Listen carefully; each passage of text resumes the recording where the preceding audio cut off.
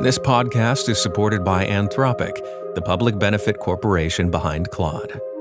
Everyone's got a hard question about AI. Your job, your kids, where it's going. Anthropic was built to surface those questions and share what it finds along the way, because there's hope in hard questions.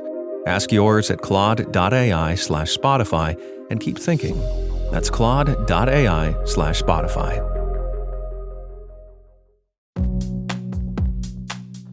For 16 years, Viktor Orbán exerted his iron grip on Hungarian politics and society.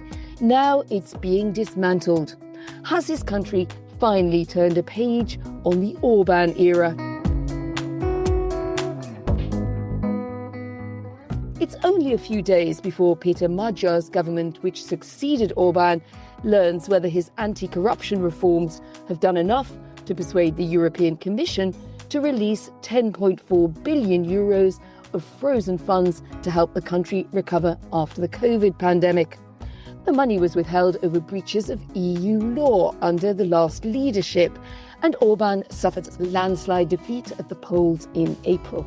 The 31st of August deadline is a significant staging post in the rapprochement between Budapest and Brussels. So what happens next? I'm Anne McElvoy and welcome to Brussels Playbook Weekender. My guest this week is János Bóka, who now leads Orbán's Fidesz party from the opposition benches in the Hungarian Parliament. He was Minister for European Affairs in the previous government, and he's seen as a more youthful, relatively moderate voice, tasked with rebuilding a party still reeling from defeat. So, does he want to cast off an ousted strongman's shadow, or might Viktor Orbán still be seeking to find a way back? János Bóka, welcome to Brussels Playbook Weekender. Thank you very much for the invitation. It's a pleasure to join you. Pleasure to have you. Now, you became leader of your party in the Hungarian Parliament only at the end of July, and we'll get into some of the detail of what's happened since that dramatic election in a moment. But the Culture Minister, Zoltán Tár, told my Brussels colleague, Max Greer, that the government has set about de-Orbanizing Hungarian society across culture, media, civil societies, obviously politics as well. Do you think that the Orban legacy is now being wiped out? It is certainly the intention of the TISA government and the TISA party to dismantle the legal and the institutional fabric of the government and replace it with something else. They have been doing this with quite some enthusiasm, and I believe that they have been quite successful when it comes to dismantling existing structures. It remains to be seen what they want to put in place of the old structures, but it is indeed their intention to discontinue what has been done in Hungary and to replace it with something else. This has been their electoral promise as well. Yes, because they are representing a different politics and change. And the former Prime Minister's office in a former Carmelite monastery houses the Ministry of Social Affairs and Family. And there's a new plaque there you'll be aware of, which greets visitors and says the Orbán government's hate propaganda was directed from this building. Now it serves social cohesion and human dignity. Is that fair in the sense that you clearly just had a massive political change, different ideology now at the helm, and you just have to accept that there has been a change? I mean, what's your mindset about that? Well, I believe that the elections in April this year were fair and transparent, and I believe that the elections reflected the political will of the Hungarian people. And of course, the current Hungarian government has a political mandate to implement the policies they proposed and to make the changes that they advocated within the Hungarian constitutional system. My problem with the first 100 days of the government is not the lack of political authorization or the lack of political mandate. My problem with the current government is the abuse of this authorization and mandate. I believe that when transforming the existing system, they have overstepped constitutional boundaries. And I believe that they are conducting an extremely forceful hate propaganda, like the fact that they put the text that you mentioned on the wall of the former ministry building. and they are looking at the past 16 years as the ruin of Hungary, and they have been looking at former politicians and government officials as criminals en masse. So I believe that this is something that is way beyond the political mandate that they received, and it goes over the constitutional boundaries. We'll come to your present role in a moment, how you would like to shape things going forward and see your role in Parliament and more broadly. But Viktor Orbán does remain president of Fidesz. He's involved day to day to a certain extent. How much is he really involved in the running of the party? And who calls the shots? Is it you? Is it him? Well, it's always a collective business. It might sound strange for those who have been reading the press accounts in other parts of Europe that depicted decision-making processes in the government and in Fidesz as basically a one-person rule. But this has always been a political community, and the decisions are being taken after quite wide-ranging consultations. Of course, Mr. Orbán is a key figure. He is the center of gravity of our political community and political movement. And I believe that he's essential. He has been essential in the successes of our community, and he will be essential in the restructuring and the adjustments our political community will have to make to remain successful in the future. So he does still have a central role, even though he's rarely been seen in public since the election, haven't taken his seat in Parliament. I mean, there are even reports that he's quite depressed and hasn't come to terms with the defeat. You know him well. When did you last speak to him? What's your impression? First of all, he's a fighter, and he's passionate about Hungary, Hungarians, and he's also passionate about politics.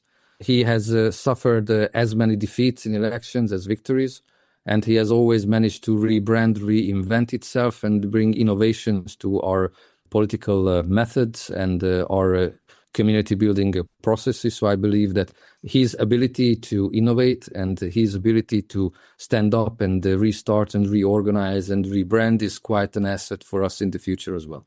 Are you in a power sharing agreement? I have a wide autonomy in dealing with issues of the political group in the National Assembly.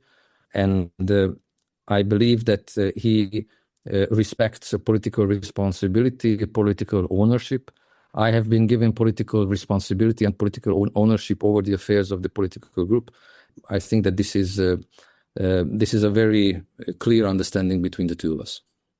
So these reports that he's depressed or hasn't been able to come to terms with the defeat, how true or not would you say they were? I think that he's a deeply convinced Democrat, which means that he understands that the only legitimacy that is given to politicians comes from electoral results, and I think that he's been ready to face the result and to draw the consequences.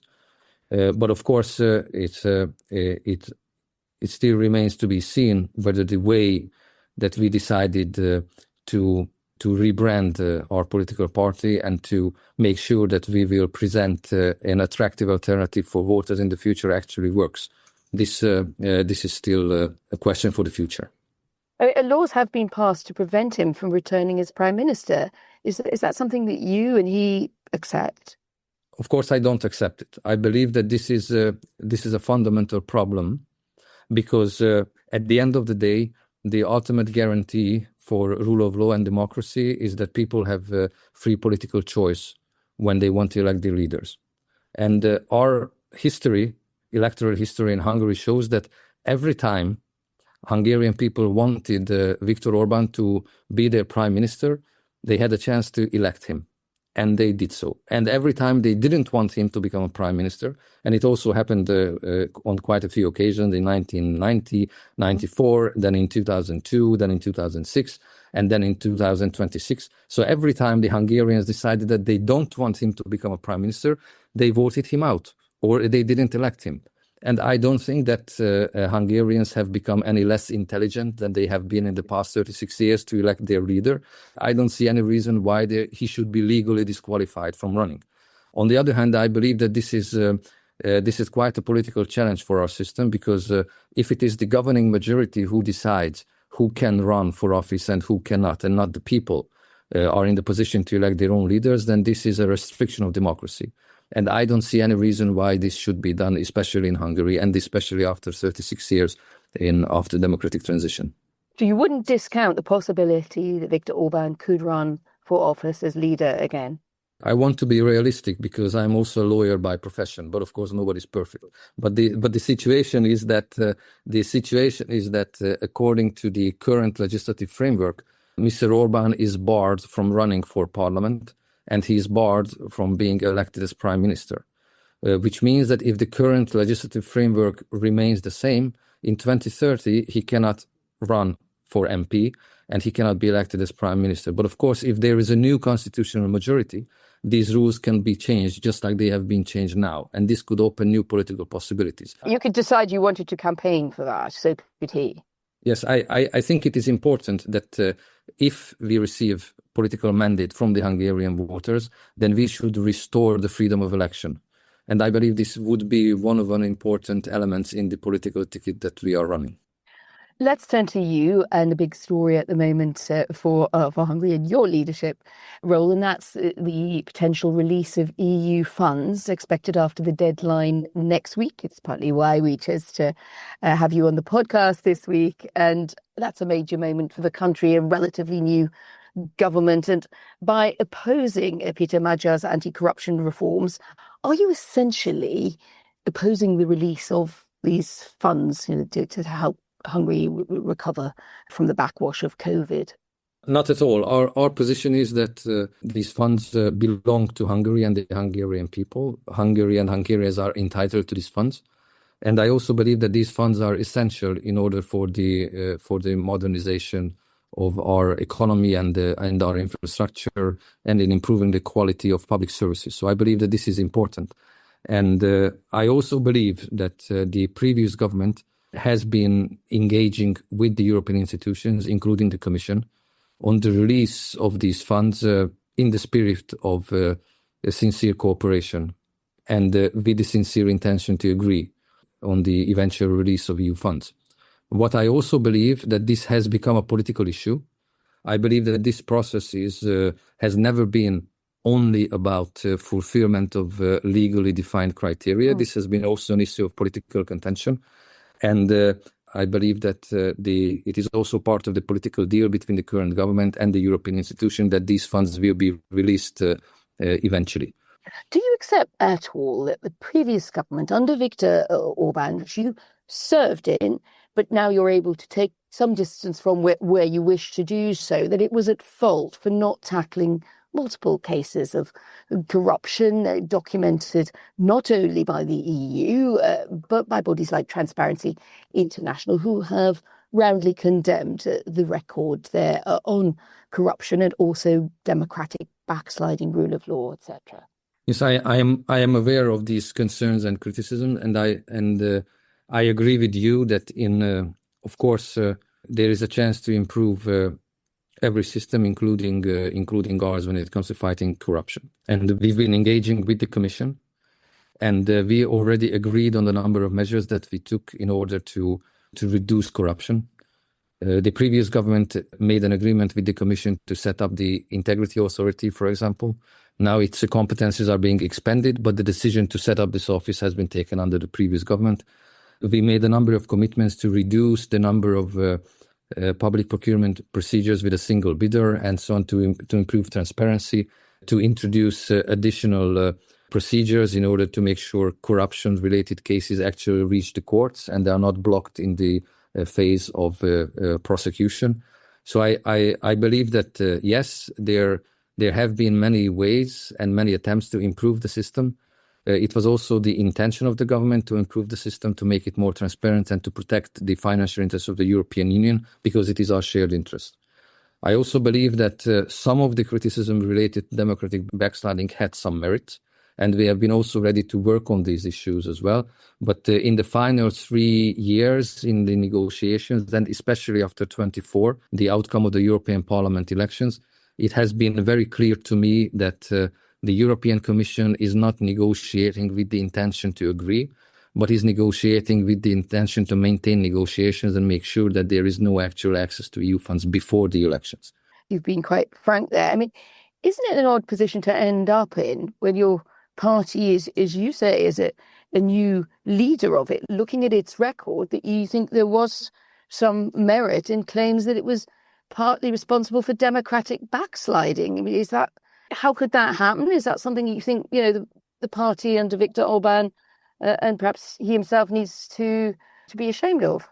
Well, just to clarify what I said, what I actually said was that there was some merit in the concerns when it comes to democratic backsliding, which is not the same as saying that we are responsible for democratic backsliding. For example, when it comes to limiting the competencies of the Constitutional Court, which is something that, of course, has some merit, I believe that this is something that could be looked at. And I, of course, support attempts of the current government to restore the competencies of the Constitutional Court, which is one of the cornerstones of a rule of law system in modern European societies. I also believe that we had a serious issue of inconsistencies and double standards when it comes to assessment of our constitutional system compared to other member states in the European Union. So most of the concerns and issues raised vis-à-vis the Hungarian solutions could be raised also with a number of other member states, but they were either not raised or were raised in a completely different way and context, which of course does not really support the credibility of such processes. And my final problem with the system is that after the elections, the new governing majority took constitutional decisions, including the removal of the president or removing members of the Constitutional Court, which I believe are a lot more serious than any of the concerns raised with the previous government. But now European institutions and member states are surprisingly silent, which I believe undermines the credibility of the concerns raised towards our solutions. You've said the new government is creating an openly authoritarian regime. It's the right and duty of every Hungarian citizen to stand up to this system within all lawful and peaceful means, you've also said. But why, when a large majority of Hungarians have only recently voted it in after that very long period under Viktor Orbán? The fact that there is majority support for a specific measure, it doesn't make this measure legal or constitutional. I think this is one of the key experience in the second half of the 20th century, going forward the 21st century, that constitutional democracy means democracy constrained by constitutional requirements.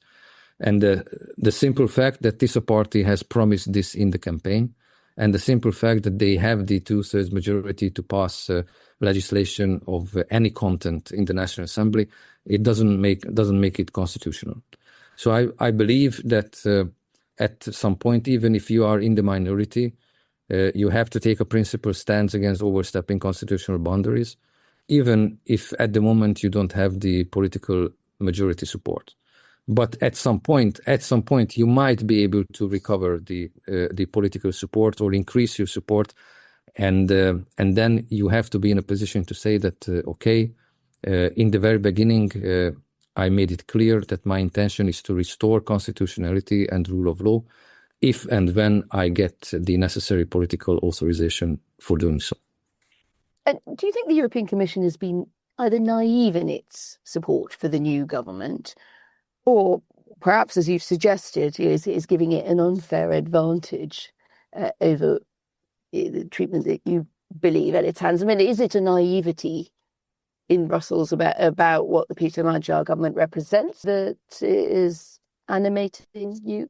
It's a double-sided phenomenon. One side of the story is that I believe they still don't know the new prime minister's real political intentions, and they don't know him as a politician and as a person who is quite a novice, a newcomer in the system with no previous government experience. So, of course, the European institutions could only have assumptions how he would behave and act as a prime minister. Now, of course, they are getting first-hand experience that will be part of a maturing process, I believe, also on behalf of the European institutions. On the other hand, I believe that European institutions, on the other hand, believed that they would be better off with the new government, regardless of the specific intention of the new government, based on their experience with the previous Orban government, that presented a strategic political challenge for the European institutions in the framework of the integration. So I believe that there will be a very long grace period between the current government and the European institutions before the European institutions would actually reconsider their position. In a few moments, I'll be back with my guest looking at the future of the right in Hungary and the country's relations with the rest of Europe and Russia. This podcast is supported by Anthropic, the public benefit corporation behind Claude. Everyone's got a hard question about AI. Your job, your kids, where it's going. Anthropic was built to surface those questions and share what it finds along the way, because there's hope in hard questions. Ask yours at claude.ai/Spotify and keep thinking. That's claude.ai/Spotify. I think we should turn towards Hungary's broader relations and your views on other countries and the conflicts in Ukraine, which also played into that scenario. Just one last thing on domestic politics. Another reform is the introduction of that 12-year cumulative added altogether term limit, or 3 successful elections for members of parliament. So in that scenario, about half of your long-serving colleagues in your party could be forced to retire at the next election. Would that be damaging for you? I think it's damaging for Hungarian democracy as such, because I don't look at this as a career issue for politicians, or I don't look at this as a personal selection issue for the Fidesz party. I look at this as an issue of democracy in general, where either you can or cannot run, you can or cannot be elected. I look at this as the restriction of basic political rights of Hungarians, of active and passive electoral rights, and I think this is the most concerning. I believe that we as a party won't have a problem of finding eligible candidates to run that present an attractive alternative. So I don't believe this will have a negative impact of the political future of the party. This will have a negative impact on democracy. But what about then the ousting of the president, Tamás Szúlyog, who's seen as a close consort of Orban? I think you've said that he was the last legitimate president of the republic. The new political system is illegitimate. That's a very strong word. András Bóka, the new president, has warned against taking revenge on former prime minister's supporters. At some point, we've seen this to and fro between presidents and prime ministers in Hungary. Spoke about the long 30 years of visiting your country. At some point you do need to sort of draw a line, don't you? And if you keep fighting to say this new president is illegitimate, don't you just go in a kind of very negative cycle of politics that maybe Fidesz also needs to break out of?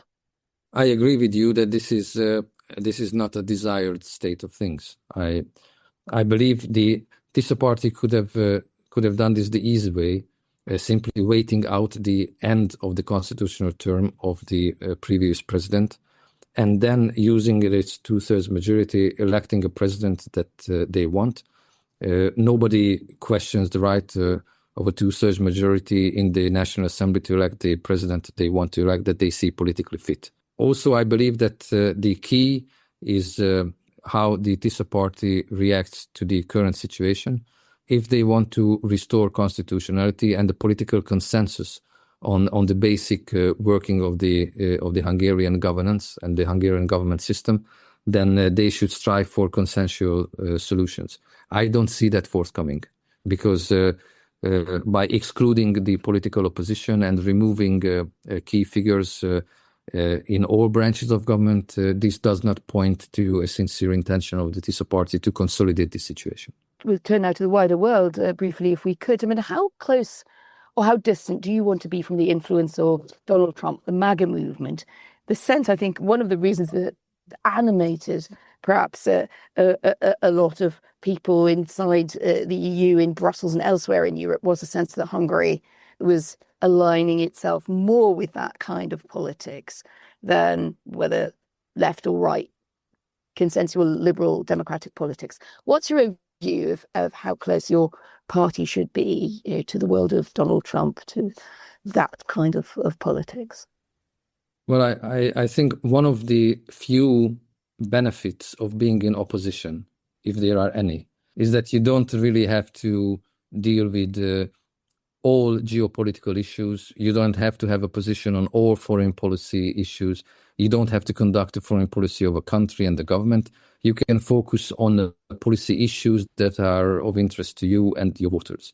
And I believe one of the experience that we can draw from the outcome of the campaign and the election results is that it is more important to focus on issues that have a direct impact on the daily life of our electorate.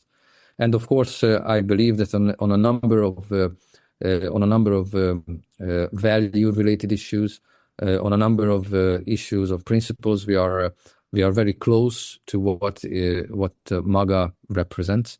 But when it comes to geopolitics and alliances, we don't have to engage that much with these issues that we have done in the past. Do you believe that the party or the movement under Viktor Orbán became too close, too identified with Donald Trump, and that cost you in the election? To be honest with you, I don't think that this has been a defining issue when it comes to voter preferences. But I also believe that if you are 16 years in government and you punch way above your weight when it comes to geopolitical issues, it is easy to get attracted to these relationships, and it is easy to get a different reading of the importance of these issues than the voters actually believe. I'm not sure what that means. It means that the fact that we think along the same lines when it comes, for example, to migration. We think along the same lines when it comes to sovereignty, when it comes to the importance of nations in the 21st century. It is important, and I believe that it is very important to work with our political friends and allies, and it is important to maintain relationship, and it is important to coordinate. But I believe that at the end of the day, we have to come up with solutions that actually provide an answer to the questions that Hungarians face in their everyday life. And one of them, obviously linked to things like energy supply, etc., but also historically, of course, for Hungary, so important is relations with Russia and relations with Ukraine. There has not been the support for the war for Ukraine in the war that has been from many other, and indeed most other European countries. Is that going to change under your leadership, Fidesz? This is a key issue, and this has been a bone of contention between the previous Hungarian government and the European institutions, and I believe that this is one of the political conflict issues between the current government and Fidesz. I believe that in order for Europe and especially Hungary to be economically competitive, we need to deal with the issue of rising energy prices in Europe, and we also need to deal with the issue of a safe and affordable energy supply for Hungary in particular. And I believe that Europe should be enhancing and broadening their options and not reducing them. And here I also believe that Europe should keep their options open also for the future. And at some point, we'll need to have a working relationship with Russia in the future, which means that I believe that it is a bad policy to completely and finally exclude energy of Russian origin for the future, because it reduces our options and it hurts our economic competitiveness. We are not yet having this discussion in Europe because the war between Russia and Ukraine seems to exclude this kind of discussions in the European But I think that's the fundamental question, isn't it? Which is, does your party want Ukraine to win the war with Russia after the invasion of its territory? I believe that the fact that the legal and political interpretation of the situation is quite clear. There is an aggressor and there is a victim, and the aggressor is Russia and the victim is Ukraine. And I believe that to use military force against a sovereign state is something that is unacceptable in the 21st century, whether it happens in Ukraine or whether it happens elsewhere. I also believe that it is important that this war ends as soon as possible, because I believe that if there is war ongoing in our immediate neighborhood, is something that is not beneficial for Europe. And of course, I am now not touching on issues related to human suffering and economic damage, because this is unspeakable and unbearable. I agree. The question is how we get to the point where this war is over as soon as it's possible, because it is in the interest of the European Union. Whether you define this as Ukraine should win this war, or whether you define this that peace on respectable terms should be achieved as soon as possible. So I believe that this is a very difficult question to answer in one or two sentences. It's true, and I understand why you have a nuanced view of that, and also given the history, you have a much more entwined and at times traumatic history of Ukraine and Hungary, which sometimes people I don't think appreciate if they're looking at things from the Northern European perspective entirely. But it does lead to quite concrete choices you have to decide whether you support or don't. Do you support, for instance, Ukraine getting more long-range missile capability to attack Russia? I mean, that's a big topic, not only in Brussels, European capitals, in the UK at the moment. Britain is sharing missile technology. Andy Burnham has been in Kyiv this week, and basically providing more long-range missile capability because that's what Ukraine thinks it needs to hold out against Russia. What would your position be on that from your perspective in Hungary? The position of the Fidesz party on this has not changed. We provide humanitarian support to Ukraine, and we are in favor of the European Union of providing humanitarian support to Ukraine. And we are also in a position not to oppose any decision by the European Union to provide additional support for Ukraine, as long as this is not compulsory for Hungary and it does not pose any financial burden on the Hungarians and the Hungarian state budget. I believe, but you have to ask the TISA party and our Minister of Foreign Affairs, I believe that this seems to be the exact same position as the current Hungarian government is taking. I've got to ask you one last thing before we go, because it suddenly occurred to me that you've taken in some ways some distance from your predecessor. In some ways, you still seem to be locking arms. What has changed in your party? What changes do you want to make as a result of having had basically a big election defeat and the kind of enforced retirement of a strong man who was so well known on the stage, not only in Hungary, in Europe, in Brussels and beyond? I look at myself and I see myself as a European conservative and a Hungarian patriot. And I believe that it is my mission to show and prove that you can be a European conservative and a Hungarian patriot at the same time. There's the bumper sticker. But the conversation went a lot broader than a bumper sticker. And thank you very much for having it with me. János Bóka, thanks so much for joining us on the Weekender podcast. Thank you very much. It's been a pleasure. If you've any questions about Hungary and its relationship with Brussels, or you just want to comment on what you've heard in this episode, please feel free to send us a voice note or a message on WhatsApp. You'll find the details in our show notes, or you can write to us old school, podcast@politico.eu.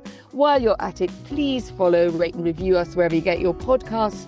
The Weekender lives in the Brussels Playbook podcast feed, so subscribing there really helps. I'm Anne McElvoy, and the senior producer is Peter Snowden. See you again next week.